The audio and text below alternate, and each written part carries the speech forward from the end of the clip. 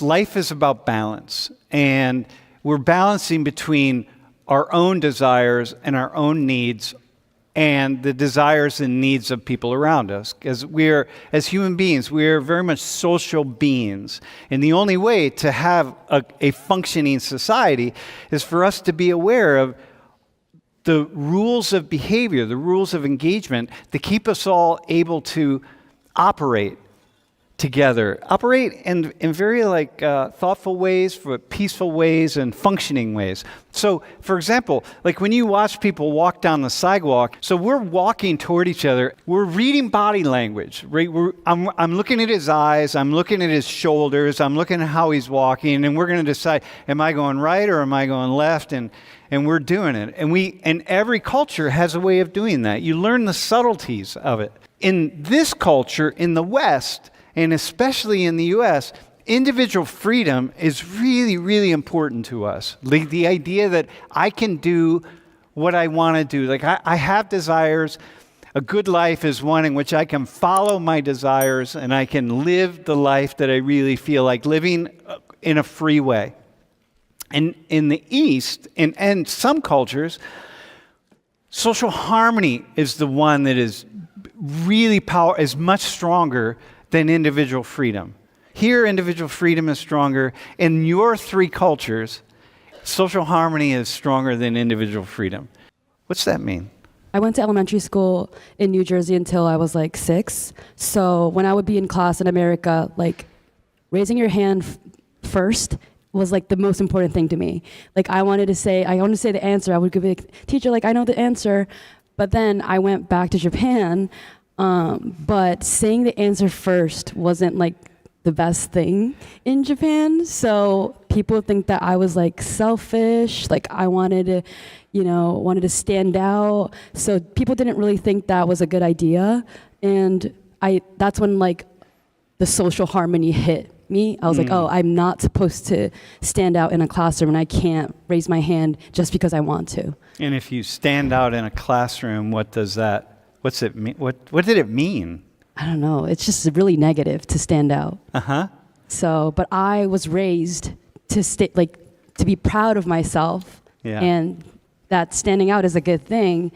So it was kind of a culture shock to me to not be able to speak up in the classroom. So it must have been really difficult for you, as a little kid, you keep, your arm just keeps doing this all the time, and you gotta keep pushing it down. And the teacher doesn't even pick me anymore because I'm the only one raising my hand. Yeah. I actually have the exact same experience, because although I was raised in South Korea my whole life, I was a kind of girl who really wants to stand out and who really wanted to say the answers out loud. And I had the same problem of my teacher would call me out, and she would after school she would talk to me. All the other students should have the opportunity to say the answer. So I know you're clever, but you should just stop raising your hand. And stop raising your hand because? Yeah, because she knew I would say the answer, and she didn't want that. So she would call me out after class and the most important thing is harmony, right? How does it create harmony? What do you see? You imagine yourself sitting there as a child, right? How is it creating harmony for you to not be the one that stands out? Maybe giving opportunity to others rather than just. I was not trying to show myself off, but. Other people could think that I'm trying to show off myself. So maybe just, even though I have an urge to raise my hand and say the answer, just not doing it might be better. Yeah. Be equalize, right? Krona, how about you? In China, it's similar?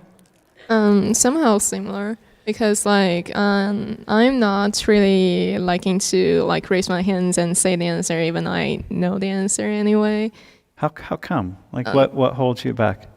Basically, I just do not feeling that well when I was younger to speak to a lot of people-ish, and I somehow afraid if I'm saying it wrong. Afraid if you're saying it wrong. Yeah. And what are you afraid of? Like basically, if you're wrong, sometimes like like small kids will laugh at you. Yeah. Maybe they're not really like offensively laughing at you, but they may just think like you're so like trying to show yourself that is wrong-ish. So the idea, you're trying to show yourself, you're trying to show off, right? You're trying to like show everybody that you know stuff. And what that does is that puts you ahead of other people.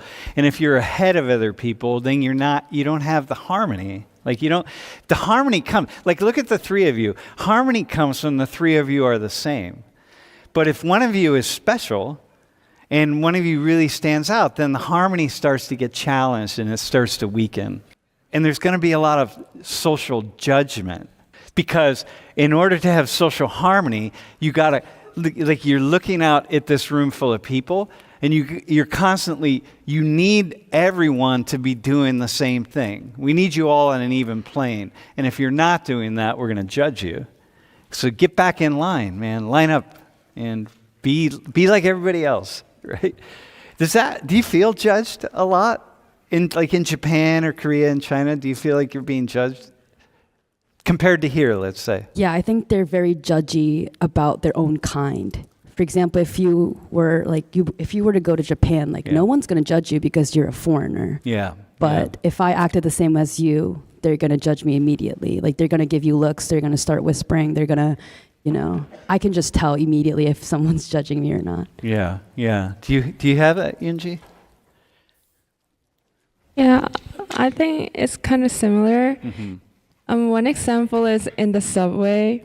Yeah, if like in Korea, we don't have regulations or something. But if you're too loud in subway, calling to somebody, or if you're eating something inside the subway, that is not how our society works. That is not how we are. So if you're doing that kind of stuff, someone would come up to you and say don't do that.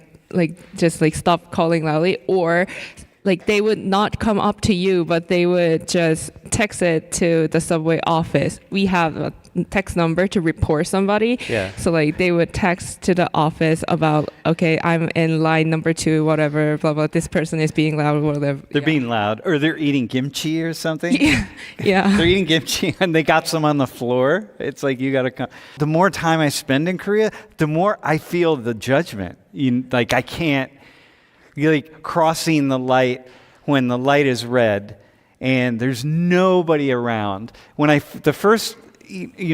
when I was in Japan, I knew, whatever, nobody knows me here. But in Korea, I'm like, oh my God, I know not to do it, and someone might know me, and I can't do that. I'll be judged. So the more you learn, the more problematic it is. Those of you who have this idea that your individual freedom is really, really important to you, and you just wouldn't want that judgment, and you wouldn't want the social harm. You just don't want to people don't want to deal with this. Because certainly the Americans in here, or Westerners, they want their individual freedom. But here's the thing. Can you go to the next slide? You don't have any of this in your three societies, right? China, Korea, Japan. You don't have any of this kind of crazy, disorderly behavior where young people are going into malls and just doing crazy shit. You don't have that. So you can say oh, we want our freedom and we want all these things. You don't have to deal with that. When I was in this couple weeks ago, I went into a coffee shop in Seoul, and I walked in, and I didn't even realize that I did it. I had my phone, and I went to the table and put my phone on the table just to kind of hold my place. And then I went and I ordered my coffee, and I went in a completely different part of the shop, and I ordered my coffee, and my phone is on the table, right? I'm like, nobody's gonna take my phone. Nobody will take my phone. And I order the coffee, and then I gotta pay, and I reach back, and I'm like, man, my credit card is on the back of my phone. So I had to go back and get my phone and then go back and pay. And y'all don't have that. You don't have to worry about stuff like that, about being robbed or people being crazy. Or let me show you this other one, gun homicides. All right, so there's 10 per year. Like in 2023, there were 10 in Korea, South Korea. There were 7 in Japan. In the United States, there were 60. So look, you got the U.S. is 6 times the size of Korea, and it's 2.75 times more or less the size of Japan. So you have to multiply the deaths. So that means if Korea was the size of the U.S., Korea would have 60 gun homicide deaths a year. And if Japan was the size of the U.S., with Japanese culture and all that it is, Japan would have 20 gun homicide deaths a year. Okay? So I'm just thinking about this collective society, this community society, right? So go to the next slide. The U.S. has 60 every 12 hours. It's like when I think about giving up the freedom but gaining social harmony, I'm like, it's pretty cool. There's a lot of really, really cool benefits to that. You must feel that, the three of you, being here. Yeah, I like always leave my stuff at cafes or like even like at bars. I was going shopping with my boyfriend's mom, and I left my purse in the cart and started like shopping. And she goes, "You can't do that in America. Yeah. Like, it's going to get snatched. Like, you can't leave your purse in the cart." But I always do that in Japan. Like, we just leave our carts and like everywhere. And like, even if I like leave my phone, someone's going to deliver it to me eventually. So I forget a lot of things, but most of them just come back to me. You could leave your purse with all the money that you own and all your credit cards and everything in it. It's the same is true like in Saudi, bro. The same is going to be true there in a lot of other places. But you could leave it somewhere, and which I did one time actually. I had everything in it. I left it. I was at the Starfield in Seoul, and I left it outside on a bench, and there were just thousands of people going around, and I went and had dinner, and I was in the middle of dinner, and I said, "Oh man, I don't have my bag." And then I remembered, I left it on that bench. And I said, "All right, when I finish my dinner, I'll go back and get it." I didn't run to go get it. I'm like, when I finish my dinner, I'll go get my bag. Knowing that it was going to be sitting there. Had my passport, had everything in it. And that's a really, really cool thing. It might not right to say this, but like it depends on the area. Mm-hmm. Like if you go to big city, then maybe it's somewhat like Japan and Korea. Is like if you live sincere, is most time they're not going to take it by others. But if you go to like some more not big city area, like the central, like Beijing-ish, that kind of place, you might also go to lost your stuff. Mm-hmm. So I say it depends. And China's different, right? China's a really, really big nation. It's so large. And you got these distinct differences between urban culture and very rural culture. Mm-hmm. And lots of immigrants coming into the cities. So it's like people don't feel the same connection. Yeah. Mm-hmm. So it really depends on where. Yeah, it depends on where. But it's not. Is it still different than the U.S.? I don't really know because where I'm from, is some. I don't know because I do not lost my stuff, and I don't have that kind of experience. So I cannot really say about that. And it's going to be different. It depends on where you're at in the U.S. too, because lots of communities here, you would never have an issue. Yeah, you wouldn't lose your stuff. The gun homicide thing, is that like crazy? Don't ask me because gun is banned in China, so you're not really legally able to have a gun. Yeah. So I think I don't really count the news whether if there is any kind of thing report there is a gun homicide, but it's not quite No, there's very few in China. Because the gun is not legal. So Yeah, for sure. No, same in Japan. Basically same in Korea. But the idea being that you give up the right. So for here, even people that don't own guns, don't shoot guns, don't give a damn about guns, it's like, it's the Second Amendment, so I have a right to own a gun. But with the right to own a gun, and when we start just changing all the gun laws to allow anybody to buy a gun and have a gun and carry a gun and do whatever they want with a gun, you then experience the consequences of that. Whereas the three of you live in these worlds where it's like, well, you don't experience the consequences of that.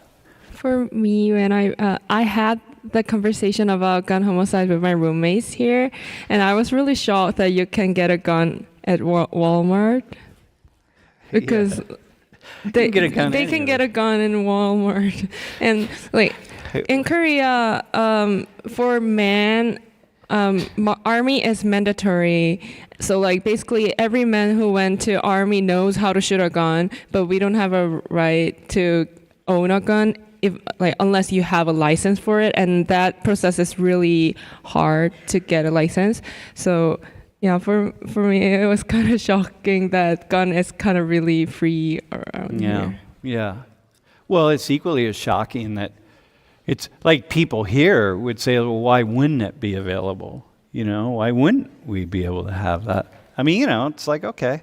And by the way, I'm not against the Second Amendment. I get it, y'all, right? I started shooting guns when I was like a really little kid. It's just pointing at things out that we don't think about here, Like you could live in a world where your stuff's never going to get robbed. You're never going to get shot. Things are pretty calm. You're not going to be able to eat kimchi on the subway or talk loudly, but it's pretty cool to go on the subway in Seoul. And I was on the subway when school let out. It was like 3 p.m, and I got on at a station right where this high school was. It was a middle school and high school, and the subway was just packed with little kids coming on. So imagine little kids, right? They're all packed in the subway. They're going to be yelling and screaming and pushing and stuff. Nothing, man. Nothing. This was how they were poking at each other. They were doing like this. This little kid was like doing to this like 14-year-old boy to another 14-year-old boy like this. He was hanging on the strap and he would just poke his little friend. And the friend would turn around and just look at him. And that was it. That was the, how would I say, the disruption of the little kids on the subway. The one kid was poking the other kid. And I'm watching and I'm like, oh my God, everyone's just following. Everyone's being so polite. So it's just crazy. You have to experience it. You really have to see it. Okay, similar in Japan, by the way. It's that I wrote. I also wanted to add that it's not like exclusive here, exclusive to the Asian culture either. Like even in the States, like people who go to the gym, we all know like if there's one guy who's trying to lift a lot more than he should, and he doesn't even have like a range of motion, that guy's off. And in the gym, you could also leave your phone on the floor and nobody really bothers about it. It's a similar logic, but just applied in a more whole like social like scale. Yeah, like I work out over at Rec Hall, and people leave their lockers open all the time, and their stuff is in it. It's not, but you don't know what's going to happen there. Like, you don't know. Mostly you're not going to reach into someone else's locker and pull their stuff out because you might get caught. This is basically the idea here, right? Pay attention to other people, know what the rules are, and follow the rules. Okay, so can we go to the next slide? These terms.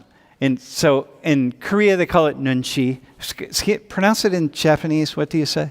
Uki o yomu. And krona. How do you pronounce that in Mandarin? 眼力见. Like nunchi means so many different things, like eye measure, reading, like, yeah.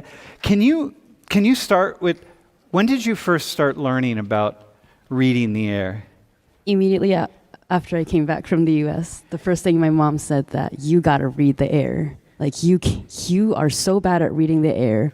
I think she meant like I need to be more Japanese.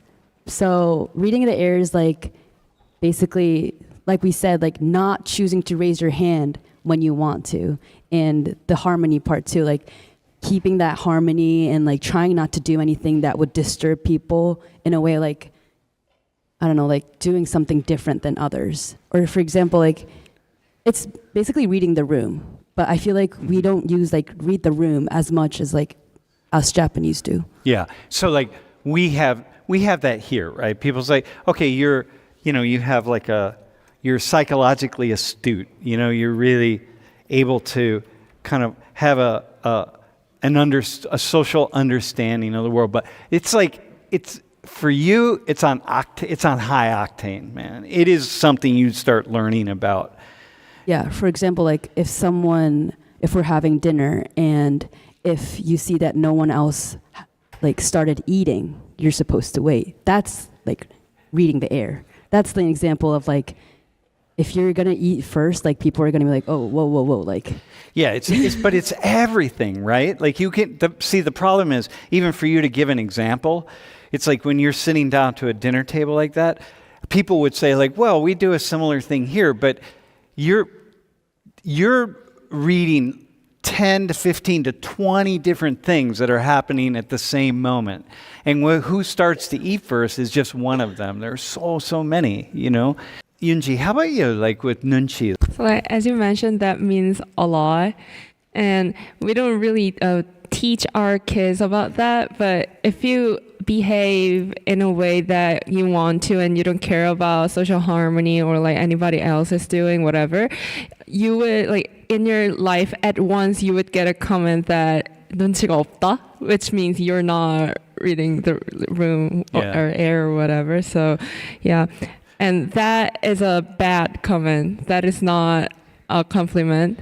And even though and people in Korea can say that in a sarcastic way, like so like we basically say, "Oh, 눈치 좀 있다, 너 눈치 좋다," but that is not what we mean. Yeah, so like we mean you don't have eye measure, but you don't have strong nunchi. Yeah, but we're just saying it like that. and it's really a put down. Yeah. So like we're just being sarcastic, and that is like one way to notify that person to fit in. To fit in. Yeah, fit in the social harmony. To follow everybody else. Yeah. Because our social harmony, for us to all be on the subway, for example, right? To go back to your example, and for everybody to feel comfortable on the subway. And for it to feel like a place that we really want to be, everybody has to be in line. So you can't, driving, right? Everything it is, you gotta so unless you're a sociopath, right? Someone who just absolutely has no desire to follow it all, you're gonna get in line.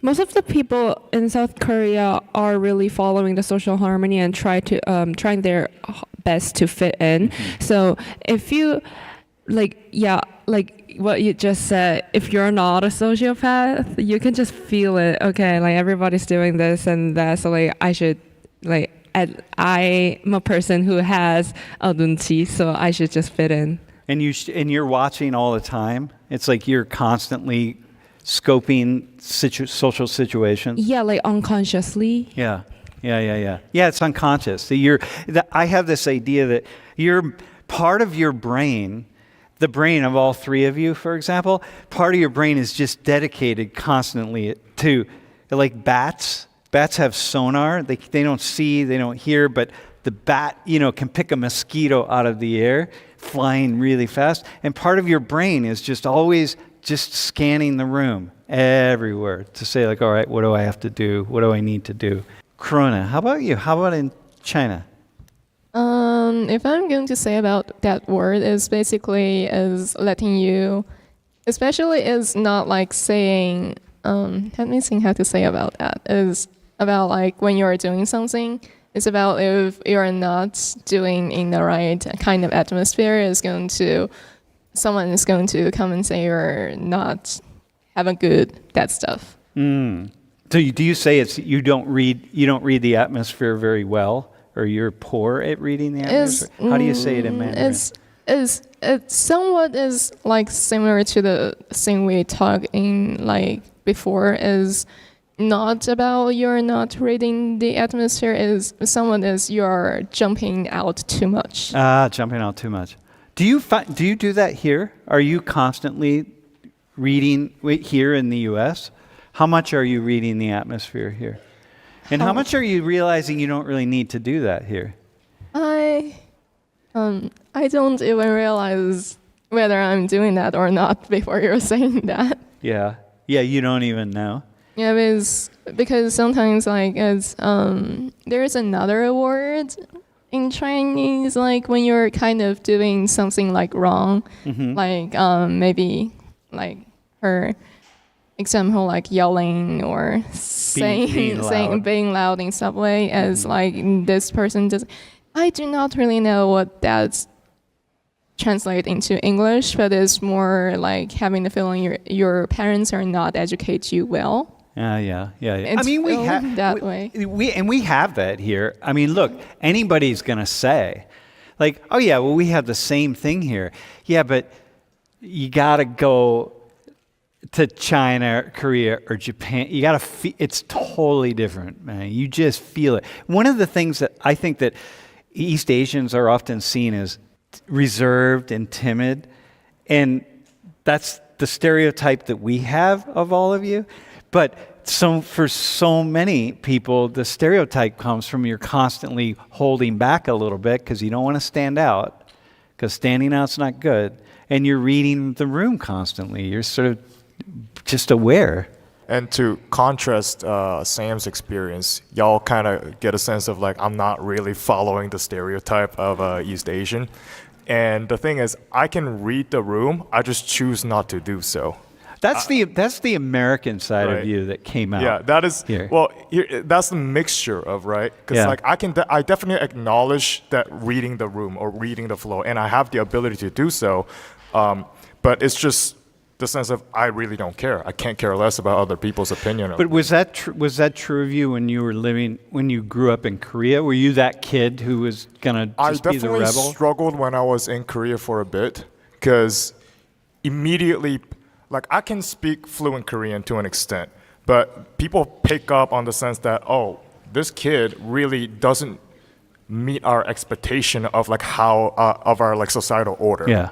Right, and they realize something's off about this kid. He has a very limited lexicon. He's not reading the room as much as we want him to, or he just chooses not to. Yeah. So yeah, it definitely was a bit of a struggle for me to like get along with Koreans in Korea.